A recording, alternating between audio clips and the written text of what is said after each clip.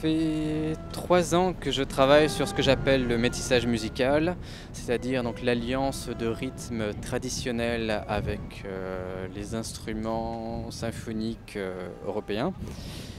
Et j'avais une envie particulière d'écrire quelque chose sur les rythmes africains. Donc pas seulement écouter les rythmes africains, mais je voulais vraiment vivre une aventure sur place pour la retranscrire en musique.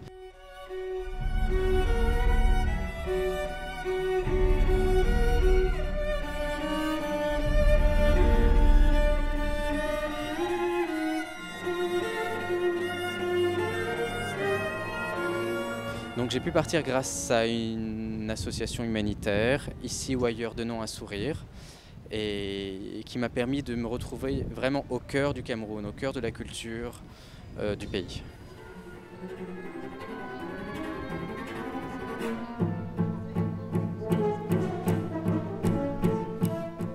Alors effectivement, cette symphonie concertante retrace de manière linéaire tout ce que j'ai vécu là-bas, à savoir la ville de Douala, qui est quelque chose de assez violent pour un Européen qui débarque là-bas pour la première fois. Ça commence depuis l'aéroport où c'est assez impressionnant, il y a un monde incroyable et à peine arrivé, il y a des gens qui prennent mon violoncelle, qui partent avec dans la foule, d'autres qui prennent ma valise, l'ami qui m'accompagnait était dans le même désarroi. On a eu une agression, on m'a menacé avec un couteau, on s'est fait voler des affaires. Bon, il s'est passé vraiment beaucoup de choses qui ont été retranscrites dans ce premier mouvement qui est forcément un petit peu, enfin très animé même.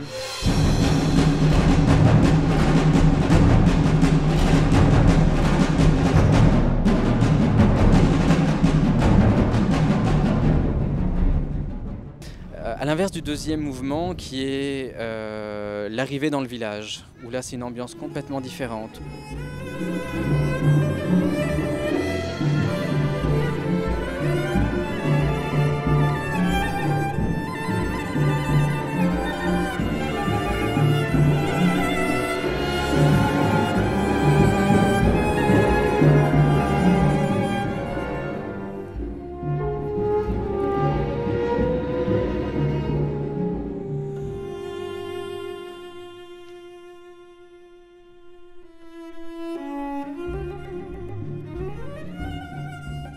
On a été accueillis comme pas possible avec tous les villageois qui s'étaient réunis, qui nous avaient composé une pièce à notre arrivée après des heures et des heures de voiture. Nous avaient fait une pièce, nous chanter une pièce spécialement pour nous et danser devant nous. Donc c'était quelque chose de très très touchant.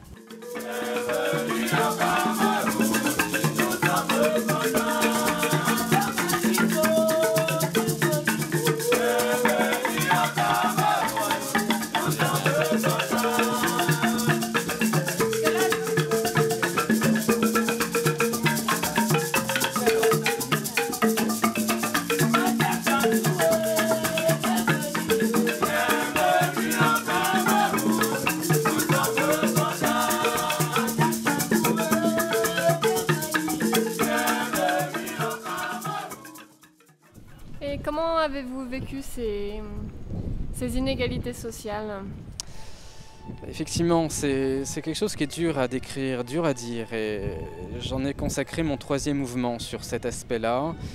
Du coup, c'est un mouvement très intérieur sur cette représentation de la pauvreté, tout simplement, que la majorité de la planète vit dans ces conditions plutôt que nous à Paris, enfin moi à Paris, dans le contexte dans lequel je suis. C'est quelque chose qui laisse pas indifférent du tout.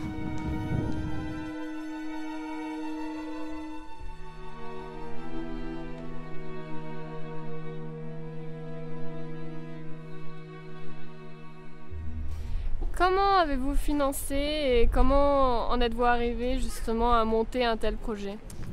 Alors c'est un projet qui a pu se faire grâce à la Fondation de la Banque Populaire. C'est eux qui me parrainent, c'est eux qui me mécènent depuis 3 ans maintenant, qui me permettent de mener des projets un peu partout dans la planète. Donc ils sont incroyables là-dessus.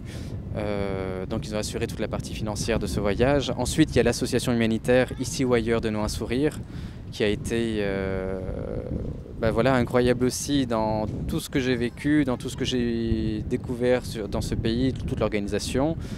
Donc c'est Chantal Taillebois qui m'a permis cela. Ensuite, il y a le festival qui a reçu la composition, qui a programmé la composition, celui de Raphaël Pidou, le festival Violoncelle en scène.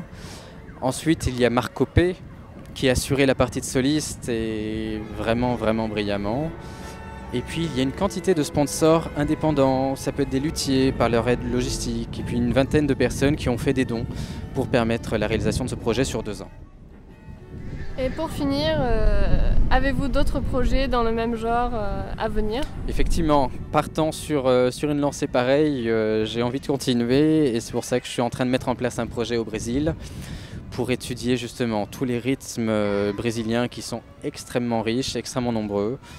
Et bon, ça c'est pour un projet pour 2014, pour la création d'un concerto pour violoncelle, chœur et orchestre que je prévois pour Raphaël Pidou.